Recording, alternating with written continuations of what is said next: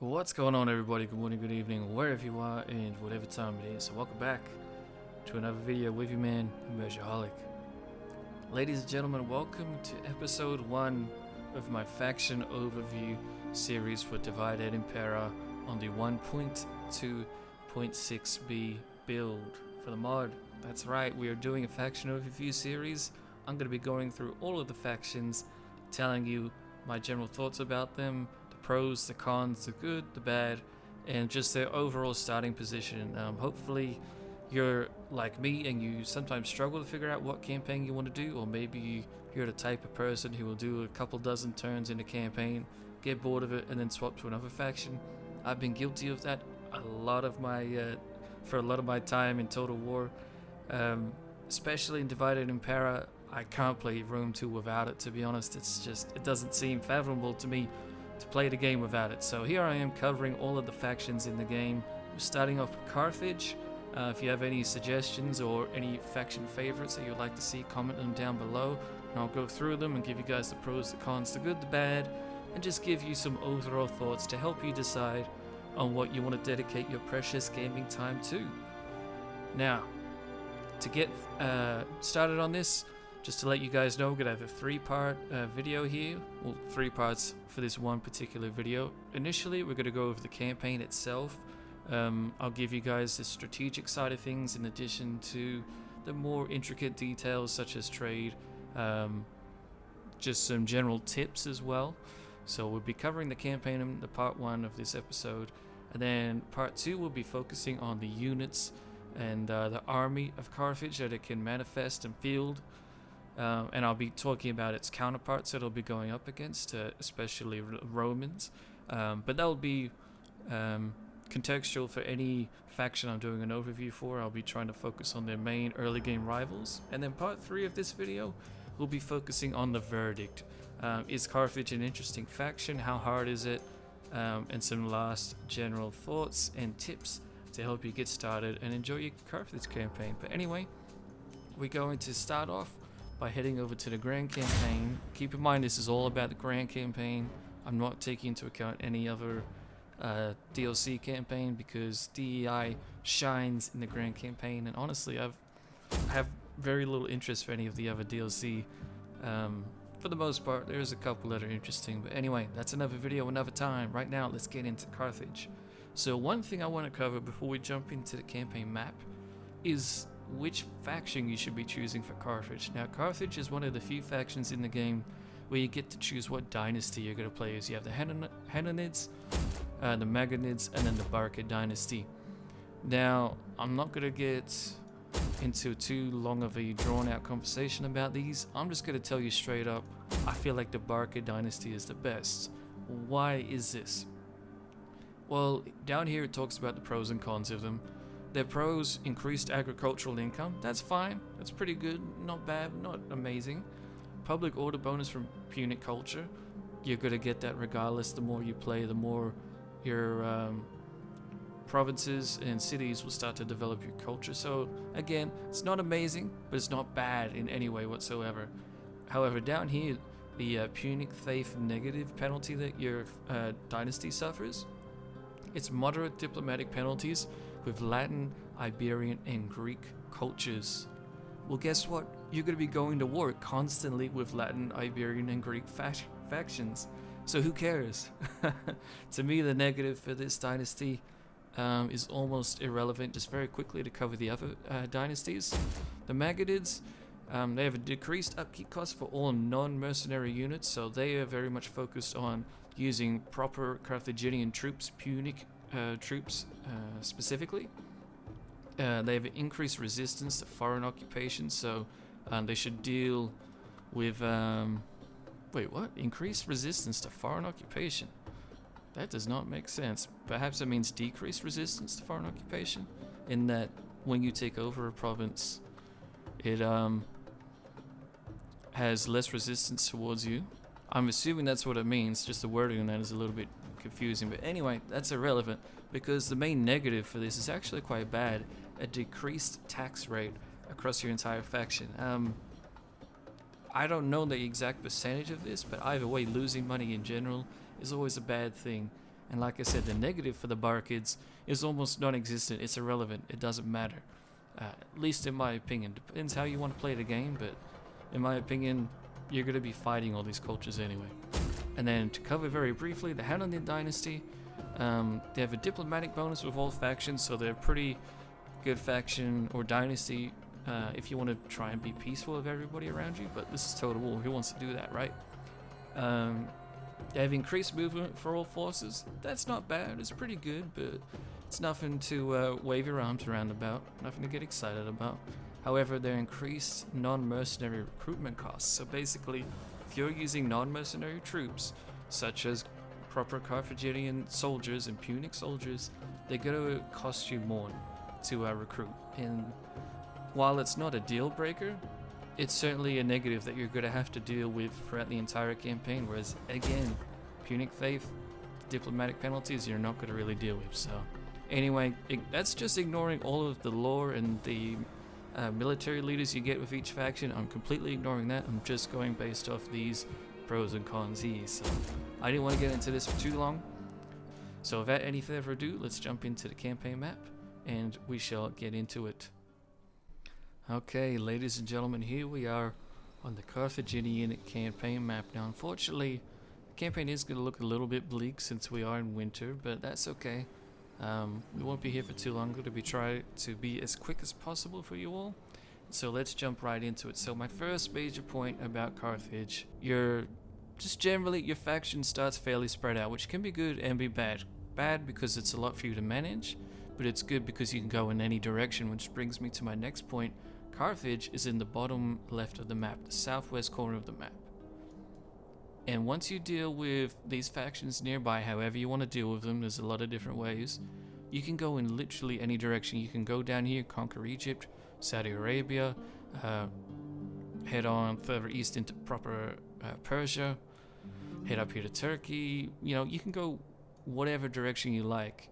However, the campaign will eventually guide you to fight Rome, but once you deal with Rome, then you can certainly do whatever the hell you like. So that's another thing to take into account. Your empire is fairly spread out, but you still are contained in the southwest corner of the map, and you're the most powerful faction down here. But anyway, let's move forward. The next part I want to talk to you guys about is that this is a fairly trade heavy faction. Carthage initially starts with a fair few resources, nothing too crazy. We have some iron here, some grain as well, some fish up here. Moving further west, we have some wine over here, and then I believe there's at least one more. Yes, we have wood here, and so that's not bad at all. We actually also have some more fish, some more grain, and so you actually start off with a fair bit of resources already. They're not the most expensive resources on the map, but it doesn't matter because factions are still going to really want to trade with you.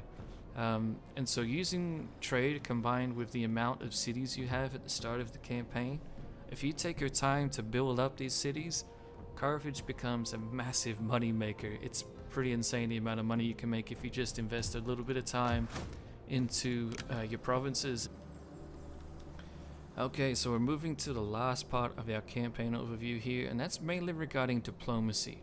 Now, the thing to take into account about diplomacy, though, is that you're dealing with other cultures, and Carthage is dealing with a lot of Iberian cultures out here in the west, dealing with some Greek cultures back here in the east, and it's dealing with some African, Numidian, I forget what is the proper term, desert nomadic down here cultures as well.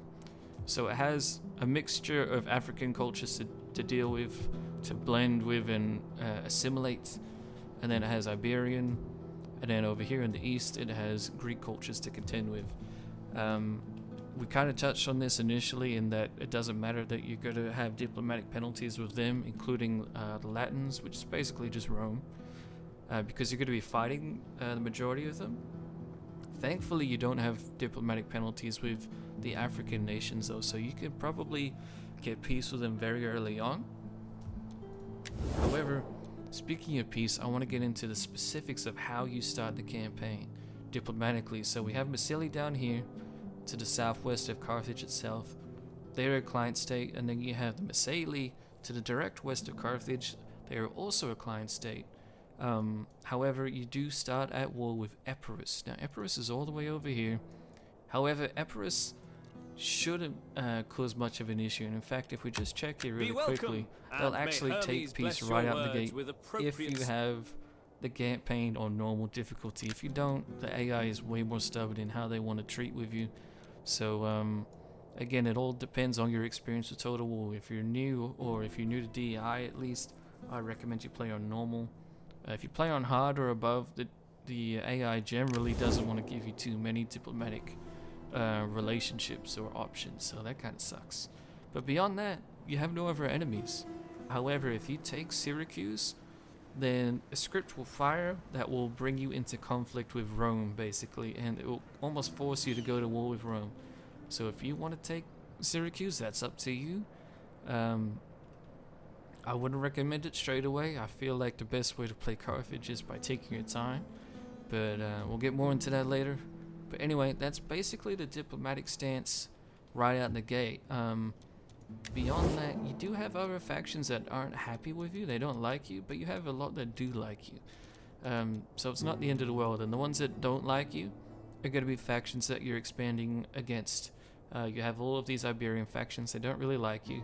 They would probably get trade with you. I wonder if we could do that real quickly, see if they would. Welcome. Speed. No, not trade, not aggression. Not the turds. The turds are being turds. But it doesn't matter. They're all, for the most part, one city factions that are pretty irrelevant, and you can deal with them quite quickly. Your troops are better than theirs pretty much across the board. Maybe not once they have their reforms, but even then, by that time, you should be more than powerful enough to deal with them. You have the African factions down here, like I said. You can pretty much get non-aggression and peace. However, they will fight each other sometimes. I would recommend you really choose wisely on what wars you want to interfere in and what you don't. You don't want to lose any client states, but you also don't want a war in your backyard you're not ready for. So be careful of that. And then obviously, last but not least, there is Rome itself. Rome will come after you either in the early game, mid game, or late game. You're going to fight Rome almost regardless of what you do. There is a script that fires when you take Syracuse. However, because Rome is just so powerful, especially in DEI, eventually, even if you just ignore them and try to go around into Gaul, take Iberia, or try to float around them, go to Greece, you're good to butt heads with them regardless. It's pretty well reflective of the historical real-life circumstance of what happened. The Carthage and Rome just became too big, and there just wasn't enough room in the Mediterranean for two superpowers so close to each other. So you will fight Rome, and they will be your biggest enemy to handle. Once you handle them, though, the campaign is yours, pretty much. But that is basically the campaign overview I wanted to give you. I will give you some more final thoughts on that in our part 3 verdict section. But for now, that's it for the campaign. Let's jump into the army of Carthage and see how it holds up against other factions. Okay, ladies and gentlemen, here we are looking at the Carthaginian army, and if one thing could describe Carthage, it would be variety. Carthage has a lot of variety. They are lacking in one or two small minor areas that I'll cover. However, just look at the generals alone. Oh my goodness, 1, 2, 3, 4, 5, 6 different general types. And they're all pretty freaking good. I mean, 2 of them are just spear units, but even then in DEI, spear units can be quite helpful. And these are phalanx spear units as well. Basically, they're hoplites. So they can actually do quite well, especially if you can micromanage them. However, they are only a unit of 150, and I have my unit setting set to high in my unit sizes. I usually play on ultra, but recently I've lowered it to high, so that's worth taking into account. But anyway, I'm not going to go over every single little unit here. I just want to give you guys the basic gist of the Carthaginian army, how you should use it, and what to expect when you play as Carthage. But moving down, we look at the melee units themselves. One thing you're going to notice pretty early on is that a lot of the units aren't actually Carthaginian or Punic. We have an Iberian unit here, we have some Libyan troops, Libyan Furios infantry, Libyan Phoenicians, so that's a mixture. We have Scutari here, so Iberian swordsmen, And then we have mercenary Iberian champions. They're your best swordsmen that you can recruit, and they're Iberian. So that's going to be a bit of a pattern across the board with their army here. Once we go down into the spear section, we have some African levies, some Libyans, but then we have some mercenary Gallic warriors, Ligurian, which are basically Gallic warriors, some more mercenary naked spear throwers, some more Gallic warriors basically, mercenary heavy Gallic. You're seeing a pattern. The Carthaginians rely extremely heavily on using what we would probably refer to as auxiliaries, or troops from other nations to represent in their armies, and whether that's a good or a bad thing is entirely up to you. I usually prefer to try to use as many of the faction troops in my armies as much as possible, especially playing as Rome, or a faction I know has really awesome and gorgeous looking troops, such as Sparta. My current Spartan campaign I'm really trying to use Spartan troops a lot because I love the look of them, but I know mercenaries are required. When you're playing as Carthage, they're kind of required, not as heavily as Sparta, but the population of Carthage can't support full Libyan Phoenician armies without any mercenary support. You will be using mercenaries and you will need auxiliaries to fill your army. Now moving down, we also have hoplites. Here you're going to see more Phoenician hoplites, especially the famous Sacred Band unit here. There is one Greek unit that you can get here, so their phalanx troops are for the most part Carthaginian, which means that you probably won't be using them a crap ton. Your phalanx troops are for the most part Carthaginian. You do have the Libyan options here as well, so they will be fairly readily available to you, but you're mainly going to be relying on AOR units to provide you with phalanx infantry if you want to use them. It's up to you. Again, just to reiterate, Carthage has variety. You don't have to rely on the hoplite wool of the Carthaginians to win the day. It can be very helpful if you can play it right, but hoplites can also be hard to use, especially in DEI when they require extra micromanagement. Coming down to the missile infantry, they have a lot of different choices. They have the mercenary Balearic slingers in their roster. Excellent slingers. They might even be the best in the game. They'll be pretty close next to Rhodian slingers. I'm not sure if there's any other slingers that would compare against the two of them. If there is, I haven't heard of them. So fantastic units. Beyond that though, they rely very heavily on their African allies, especially the Libyan troops and some Numidians. They will be making up a large chunk, if not the entirety, of your skirmishing force. So anyway, moving on down to shock cavalry. All of these units actually aren't shock cavalry. They are shock cavalry technically, because DEI has listed a lot of the melee cav, if not all of the melee cav, as shock cav. So the AI will actually start to use cavalry better in battles, so they will do rear charges, which is a really cool idea, and I've seen it work very well in my campaign so far. So kudos to them. It's an awesome idea, and I think it's working quite well. But Carthage, for the most part, has pretty excellent cavalry, especially in the later tiers. But they do, again, rely somewhat on auxiliaries. They have some Iberian troops here, Libyans. One unit that is not here, though, is the Numidian cavalry. Oh no, it is here. It's under skirmisher, or missile cav. The Numidian cavalry is friggin' insane. It's a fantastic unit. You're going to be using this throughout almost your entire campaign. I really highly recommend you use them. They are really useful. They're very fast, and they can not only damage the enemy from a distance, but because they're so fast, you can get in and charge, get the hell out, and keep on doing it, and they shouldn't get tied down as long as you micromanage them well. So Carthaginian cav across the board is actually really good, and for the most part you're going to be relying on them to kill enemy heavy infantry, especially Romans. You're going to be relying on cavalry, and then of course the elephants. Chariots, I can't say a lot of because I haven't really used them on my campaigns. I don't recommend them. From what I've seen, they get bogged down super easily. However, I do need to experiment with them in the latest DEI patch. So for now, I'm going to ignore the chariots. Last time I used them, they were pretty ineffective anyway. So the main thing that's going to be killing enemy heavy infantry is elephants. And the thing about Carthage is that they are available to Carthage in droves. They come from the subject population, I believe, which is one of the populations that basically grows the most. If it's not the one that grows the most, I think it's the third one that grows the most, depending on how you set up your provinces, obviously. But the main thing is that elephants should be readily available to you for most of your armies. You want at least one detachment in almost every single army you have. They're just fantastic for killing blobs of enemy heavy infantry. However, the Carthaginian elephants are not well armored whatsoever. You'll see here, the best they get is to an armor of 10. That's just pathetic, especially for a unit that costs so much. So you really got to be careful with your Carthaginian elephants. I'd recommend, if you expand east towards Egypt, you try to use Syrian heavy elephants instead. They're a mercenary unit you can recruit.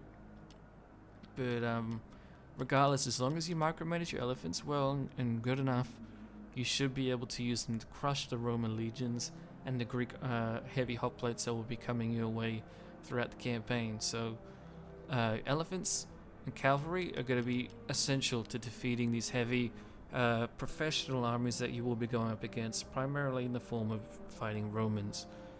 Iberians, Africans, and the Gauls, you won't really need to rely on them at all to do the killing. They will help you out if you can use them properly, but because they have a lot of skirmishing units and a lot of lighter units that can be hard to spot, you can get caught off guard sometimes, so do be careful of those.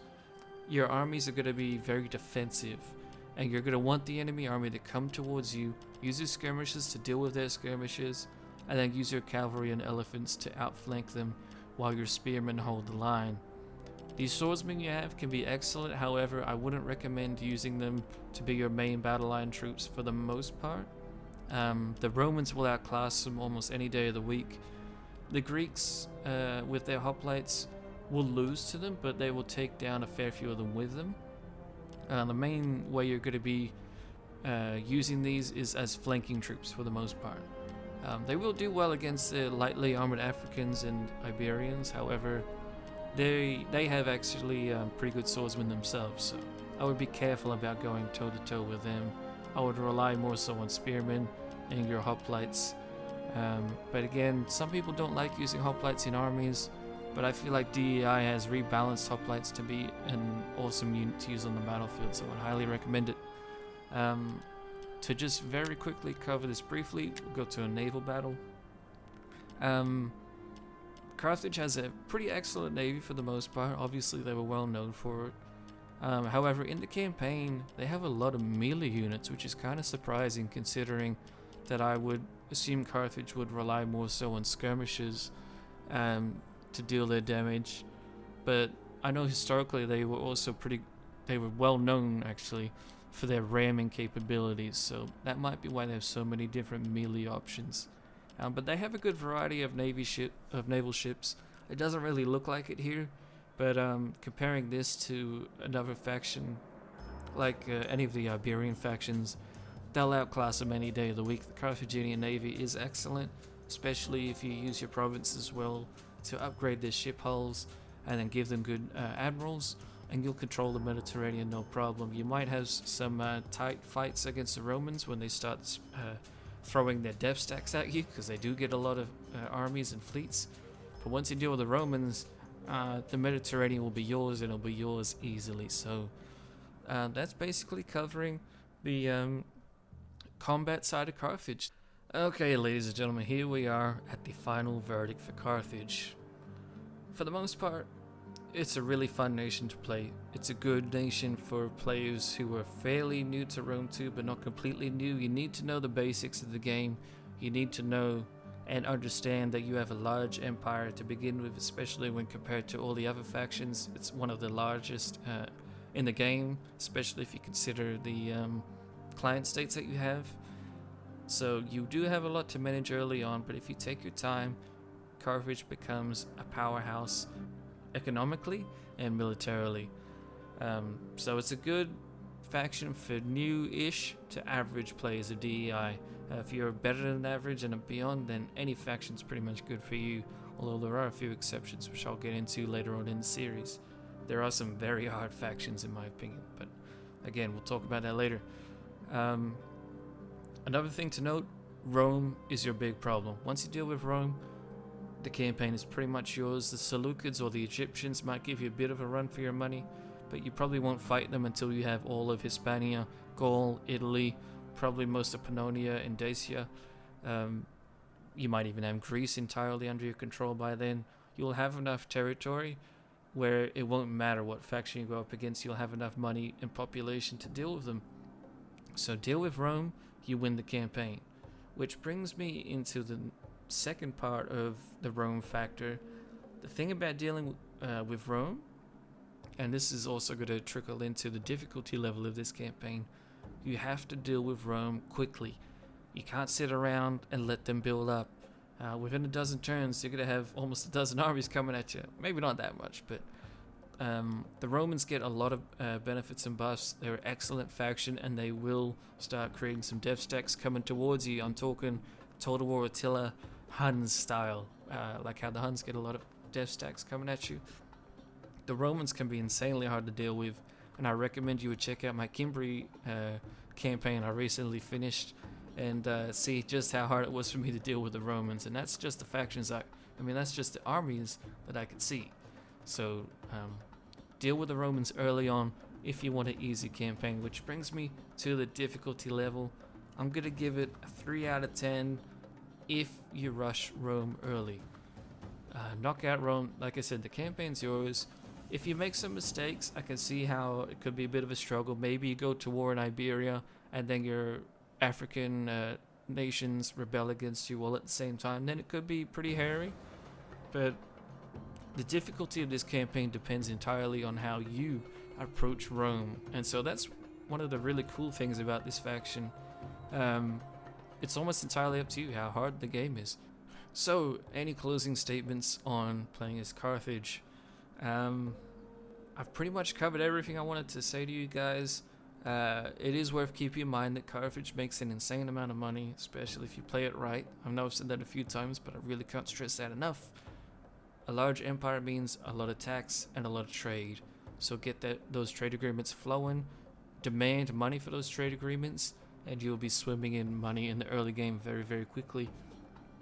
I would recommend normal difficulty for beginners. However, playing on hard difficulty, that's also pretty doable with Carthage, but you're going to really suffer on the diplomacy level.